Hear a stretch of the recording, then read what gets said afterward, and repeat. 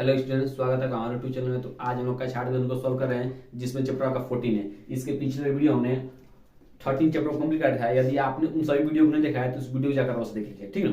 तो इस वीडियो हम लोग नए चैप्टर की स्टार्ट कर रहे हैं, वृत्त की और स्पर्श रेखाएं। वृत्त की और स्पर्श रेखाएं को पढ़ने से पहले इसका हम कुछ बेसिक बताएंगे। यदि आप बेसिक को अच्छे से समझ लेते हैं तो आपको जो भी अभ्यास है वो आप मात्र कुछ ही मिनट के अंदर कर लेंगे, क्योंकि बेसिक में सब हम बता देंगे, उसको आप वहां पर लगा देंगे, आपका सब हो जाएगा क्वेश्चन, ठीक है। तो चैप्टर को स्टार्ट करने से पहले हम बता दें कि वृत्त की और स्पर्श रेखाएं आपके लिए कितना ज्यादा महत्वपूर्ण बता देते हैं, ठीक ना। तो जो वृत्त की और स्पर्श रेखाएं हैं ये आपके क्लास 9th में भी है और क्लास 10th में भी है, ठीक है। तो यदि आप यहाँ पर डीपली हम पढ़ाएंगे, इस चैप्टर को हम डीपली पढ़ाएंगे, ठीक ना। यदि आप इस चैप्टर को डीपली और पढ़ लेते हैं तो आपके 9th और 10th में 40% आपका इस चैप्टर का क्लियर हो जाएगा। 40%, ठीक ना। 60% तक आगे जब क्लास में तो सीख लेंगे, ठीक ना। तो चलिए वीडियो की स्टार्ट करते हैं और आपको हम इसके बारे में बताते हैं, ठीक ना। सबसे पहली बात है कि वृत्त की स्पर्श रेखा। सबसे पहले सर वृत्त क्या होता है, वृत्त क्या होता है। हमने वृत्त आपको पढ़ा दिया था पिछले चैप्टर में। वृत्त क्या होता है तो एक बार और समझ जाएगा। वृत्त क्या होता है, वृत्त अगर जिसको नहीं पता वो लिख लेगा, ठीक ना। वृत्त एक ऐसे बिंदुओं का समूह है जिसकी एक निश्चित बिंदु से दूरी क्या है, बराबर होती है, ठीक ना। वृत्त ऐसे बिंदुओं का समूह है जिसका एक निश्चित बिंदु से दूरी क्या होती है, बराबर होती है। क्या बोलते हैं, वृत्त बोलते हैं। सर तो आप लोगों को सर वृत्त तो बार बार चैप्टर में बता रहे हैं, और स्पर्श रेखा बताइए। वृत्त हम जानते हैं तो उसको बताएंगे, आप थोड़ा ध्यान रखिएगा, ठीक ना। पेशेंट साथ हम सब आपको बता देंगे, ठीक ना। स्पर्श रेखा क्या होती है, और स्पर्श रेखा को जानने के लिए आपको 3 पॉइंट जानना पड़ेगा। पहला पॉइंट स्पर्श रेखा, जो अभी हम आपको बताएंगे, स्पर्श रेखा। दूसरा है आपका स्पर्श बिंदु, आपको इसके बारे में पढ़ना है, स्पर्श बिंदु। और तीसरा आपका है छेदक रेखा, छेदक रेखा, इसको हम छेदिका बोलते हैं, ठीक ना। तो इसके बारे में आपको 3 मोस्ट इंपोर्टेंट पॉइंट इस चैप्टर के जो आपको जानना जरूरी है। एकदम आसान से बताएंगे, क्या कोई भी दिक्कत नहीं होगा, ठीक ना। चलिए आपका पहला है कि स्पर्श रेखा क्या होता है। स्पर्श रेखा क्या होता है तो स्पर्श रेखा क्या उसको बता रहे हैं। मान लीजिए कोई आपका एक वृत्त है, वृत्त है। सोचो वृत्त, जब चैप्टर का नाम वृत्त का स्पर्श रेखा है, वृत्त होगा ही होगा, वृत्त है। अब स्पर्श रेखा क्या होता है, ध्यान समझिएगा। वृत्त एक क्या है, परिधि है। सब जानते हैं ना परिधि है, ये वाला क्या है जो परिधि है, इस तरह परिधि है। तो परिधि पर किसी एक बिंदु काट कर जाने वाली रेखा, उसको क्या बोलते हैं, और स्पर्श रेखा बोलते हैं, ठीक ना। मान लीजिए कोई इसका बिंदु ले लिए, इस परिधि में कोई बिंदु ले, इस वृत्त को बिंदु लिया, मान लीजिए बिंदु का नाम देते हैं पी, ठीक ना। तो इस पे कोई एक रेखा आएगी जो एक बिंदु पर काट के जाएगी।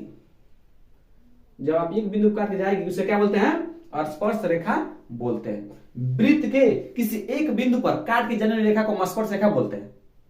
स्पष्ट, किसी दिक्कत। इसका नाम देते हैं, हम क्या नाम देते हैं, इसका नाम देते हैं टी देते हैं। आप कुछ भी नाम दे सकते हैं, T P Q R S भी दे सकते हैं। बकर आप कुछ भी नाम दे सकते हैं, ठीक ना। कुछ भी नाम दे सकते हैं, आपका मर्जी है, ठीक ना। आपका कॉपी, आपका पेन, आप कुछ भी नाम दे सकते हैं, ठीक है।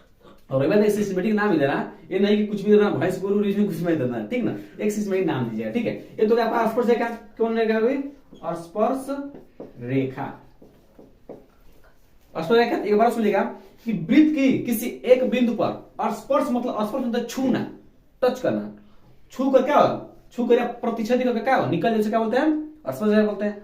अब ये पॉइंट क्लियर हो गया ना, किसी को दिक्कत इसमें नहीं होना चाहिए। अब दूसरा, और स्पर्श बिंदु क्या होता है, और स्पर्श बिंदु क्या होता है, और स्पर्श बिंदु से बोलते हैं कि जो ये रेखा गई है ना, और स्पर्श रेखा ये किस बिंदु पर काटे गई है। चलो कहो किस बिंदु पर, पी पर। तो हमारा क्या होगा, पी क्या हमारा स्पर्श बिंदु हो गया। बात क्लियर है यहां तक किसी बालों को दिक्कत है तो बताए, किसी को दिक्कत एक बार सुनिएगा। स्पर्श रेखा क्या होता है कि किसी वृत्त के एक बिंदु पर प्रतिच्छेद करके जाने वाली रेखा क्या बोलते हैं, स्पर्श रेखा बोलते हैं। दूसरी बात की स्पर्श बिंदु क्या होता है, तो हमने बता दिया है कि स्पर्श रेखा वृत्त के जिस बिंदु पर काट के जाए उसे क्या बोलते हैं, स्पर्श बिंदु बोलते हैं। 2 पॉइंट क्लियर। अब तीसरा पॉइंट क्या है, छेदक। तो छेदक से ही हमको पता चल रहा है कि छेद के निकल जाए। छेदक क्या होता है, जो छेद के निकल जाए, हमारे सराक में निकल जाए, छेद का क्या हो निकल जाए, क्या बोलते हैं, छेदक बोलते हैं। अब छेदक इसमें कैसे काम है समझेगा। मान लीजिए कोई वृत्त है, अब छेदक इसका जो छेद जाए, तो मान लीजिए कोई एक रेखा गया जो बिंदु के तब छेद निकल गया, मतलब इधर से इधर उधर गया, पूरा एकदम वृत्त को एकदम तनातन कर दिया, ठीक ना।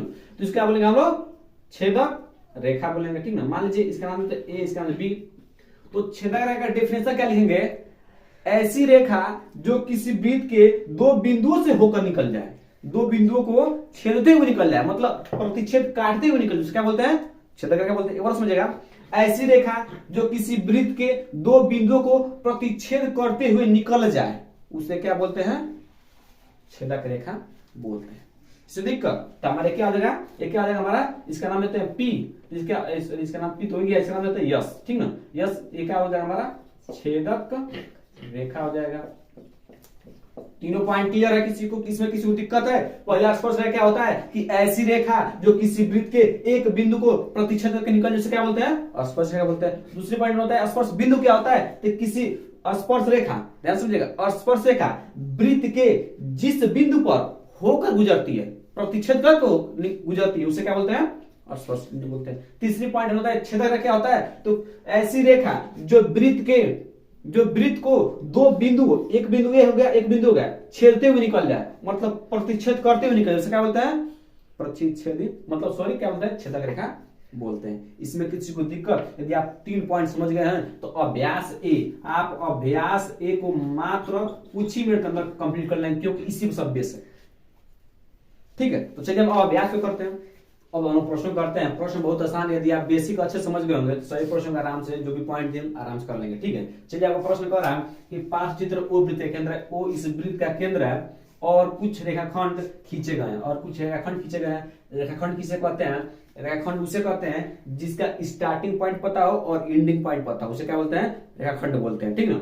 रेखाखंड खींचे गए हैं, ज्ञात कीजिए वृत्त की 2 छेदक रेखाएं। मतलब छेदक रेखा किसे कहते हैं कि ऐसी रेखा जो किसी वृत्त को 2 बिंदुओं पर प्रतिच्छेदित करते हुए निकल जाए, उसे क्या बोलते हैं, छेदक रेखा बोलते हैं, ठीक ना। तो देखिए इसमें कौन छेदते हुए निकल गया है, बात रही। तो यहाँ देखेंगे आप लोग, यहाँ पर ए और सी, यहाँ पे जो रेखाखंड गई है छेदते हुए निकल गई कि नहीं निकल गई है, तो पहले आपको क्या हो गया, ए सी, और कोई 2 बोला है ना, एक हो गया, और ए सी और क्या है बताइए, आप खुद देखिए, इसमें देखिए आप खुद, एक आपका है यफ और सी। देखिएगा यफ क्या गया, इसको इस रेखाखंड को 2 बिंदुओं पर क्या प्रतिच्छेदित करते हुए निकल गया ना, तो यफ और क्या होगा, सॉरी एफ सी हो, क्या होगा, एफ सी, ठीक ना। यदि आपको सब आ रहा है तो आप वीडियो को रोक करके खुद कीजिएगा, ठीक ना। चलिए अब कह रहा है कि 2 स्पर्श रेखा है, स्पर्श क्या होता है, स्पर्श मतलब छूना, जो धीरे छू कर निकल जाए, ये नहीं कुछ गया वो जो करना है वो नहीं, मतलब छू कर आराम से निकल जाए। तो देखिए कौन इस आराम से छू कर निकलेगा, बड़ी भला इंसान है, ठीक ना। देखिएगा कौन है, पहला बोल देखिएगा एच और जी, क्या है, ये देखिएगा आराम से आए हैं सब, धीरे से छू कर निकल गए, वृत्त को तनी मनी पता नहीं चला, ठीक ना। तो क्या पर लिखेंगे हम लोग, एच लिखेगा, एच जी, 2 पूछा है ना, एक और देखिए, एक और कौन छिप पर बैठा है, देखिएगा कौन है, यफ और जी। ये भी आराम से यफ गया, यहां से स्टार्ट हुआ है और यहां से गया, इधर टच करके धीरे से निकल गया, जी से मिल गया है, ठीक ना। तो क्या नाम देंगे, यफ और यफ जी, क्या नाम देंगे, यफ जी, ठीक है।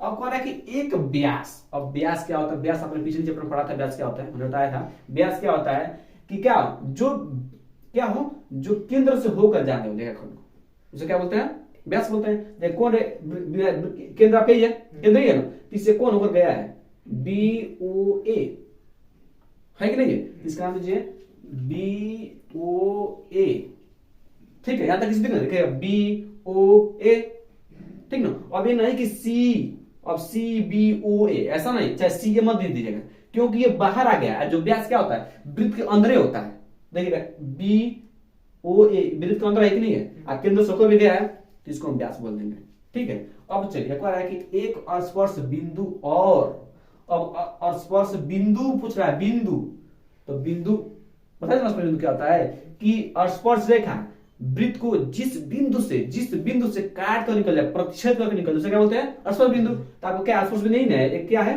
यच है। तो आपसे कौन पूछा है, एक, तो आप क्या लिखेगा, यच, या ये भी कर, या और कौन है, ए, या मतलब क्या, या तो यच ले ले या तो ए ले ले, दोनों ने लिख दिया, ठीक है। लेकिन इसमें कोई एक ही होगा, दोनों तो है, लेकिन इसमें क्या हमसे पूछा है, एक ही पूछा है, ठीक है। चलिए एक जीवा, अब जीवा क्या होता है, जीवा क्या होता है, जीवा क्या होता है, हमने बताया था जीवा क्या होता है कि वृत्त के 2 बिंदुओं को मिलाने वाले, वृत्त के 2 बिंदुओं को मिलाने वाले रेखाखंड को क्या बोलते हैं, जीवा बोलते हैं, बोला था नहीं बोला था। तो देखिए इसमें कौन है, कौन है भला इंसान इसमें, जीवा? एक तो है आपका डी और ई, दिखाई दे रहा है ना, डी यहाँ पर है और ई यहाँ पर है। ये वृत्त के दो बिंदु है कि नहीं है? वृत्त के दो बिंदु है, वृत्त के परिधि दो बिंदु स्थित है, इनके इसी को हम जीवा बोलेंगे, जो वृत्त के अंदर होगा। ये नहीं कि इसको मत बोल दीजिएगा, ठीक ना, वृत्त के अंदर होना चाहिए और वृत्त के वृत्त पर स्थित होना चाहिए। ये आपका डी और ई है, क्या है? डी और डी, सॉरी डी।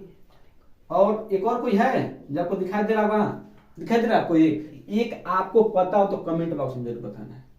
एक और है आपको दिखाई भी दे रहा होगा, आपको आ भी रहा, लेकिन आप बोल नहीं पा रहे हैं, ठीक ना, तो आप इसका आंसर कमेंट पे बोलिएगा, ठीक ना। इसमें किसी दिक्कत नहीं होना चाहिए, ये तो सब कॉन्सेप्ट है। देखिएगा, एनसीईआरटी बहुत होशियार आदमी होता है, एनसीईआरटी बहुत होशियार है। अभी आपने जो बेसिक बताया ये आपको अभी क्वेश्चन नहीं है, क्वेश्चन नहीं है, एक आपका समझने का कॉन्सेप्ट है, समझिएगा। यदि आप इसी कॉन्सेप्ट को समझेंगे तो क्लास 9 में जाएंगे, क्लास 9 में इसको थोड़ा और आगे पढ़ेंगे, और जब क्लास 10 में जाएंगे तो इसको एकदम थोड़ा और अच्छे से पढ़ेंगे, और इसी बोर्ड एग्जाम में 6 प्रश्न से बनते हैं, ठीक है। तो चलिए हम अगला प्रश्न करते हैं। अब हम दूसरा प्रश्न करते हैं। दूसरा प्रश्न बहुत आसान है, इसमें कुछ कंसेप्ट है जो आपको दूसरे प्रश्न को पता चल जाएगा, ठीक है। चलिए, कह रहा है कि केंद्र O और त्रिज्या R वाले एक वृत्त के स्पर्शरेखा T है। तो हम एक क्या बनते हैं, एक आपको हम O केंद्र का एक वृत्त बनाते हैं। चलिए, O केंद्र और वृत्त हो गया, इसका केंद्र का नाम क्या देते हैं? O, क्योंकि दिया है। और त्रिज्या R, एक त्रिज्या मान चाहिए इधर बना दीजिए, इधर बना चाहिए, इधर कोई बना सकते हैं, तो त्रिज्या इधर बना दिया, इधर नीचे बना दिया, ठीक है। क्या हो गया? त्रिज्या क्या है? R है, ठीक ना। रेडियस, वृत्त की स्पर्शरेखा T है।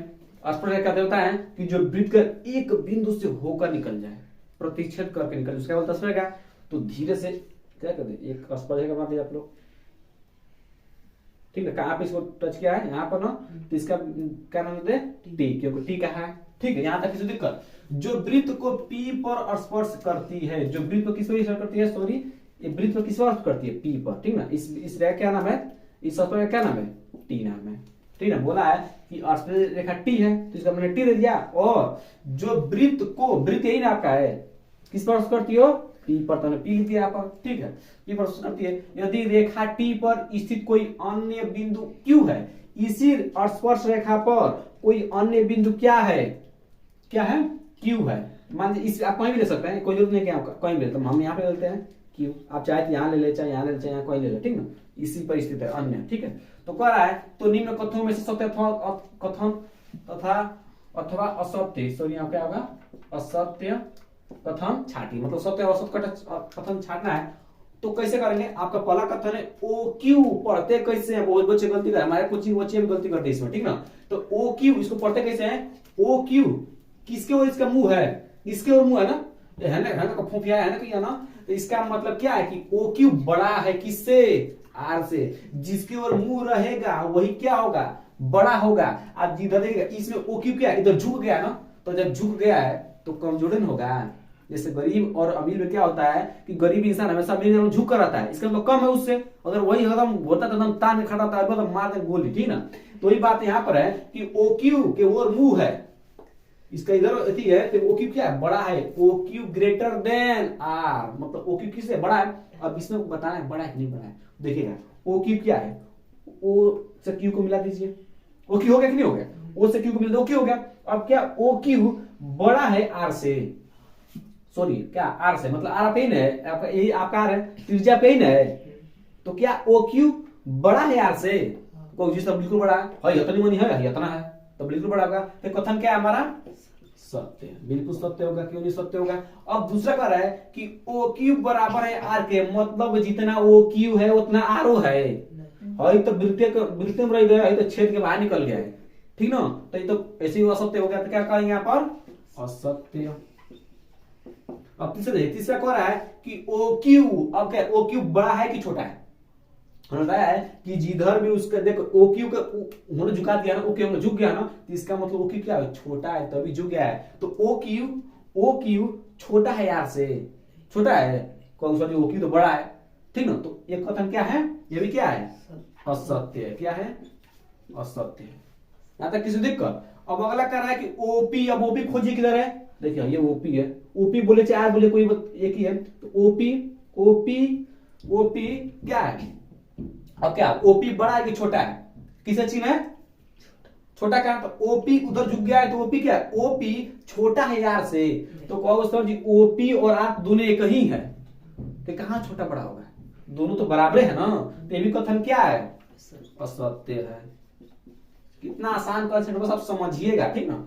ओपी बराबर है आर के, सत्य के नहीं है। ये तो आप खुद जानते हैं कि ओपी बोलिए चल सर जी ओपी इतना ही है और आर इतना ही है, तो ये दोनों बराबर है। क्या है कथन? क्या है? सत्य है। ये तो पहली बार सत्य बोल दिया है, ठीक ना।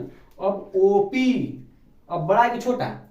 बड़ा, क्योंकि इधर ही है इसका मुंह। तो ओपी को मुंह है तो ओपी बड़ा हो गया, यदि ओपी से उधर कर दिया मुंह तो छोटा हो गया। तो ओपी बड़ा है आर से, ओपी यही ना है, आर से बड़ा है। कौन सा? ओपी ना बड़ा है ना छोटा है, दोनों क्या है? बराबर है, जुड़वा भाई है। तो कथन क्या है? सत्य है। इसमें किसी को दिक्कत हो तो बताइए। आज कॉन्सेप्ट था, पांचों किसी दिक्कत तो बताइएगा, ठीक है ना।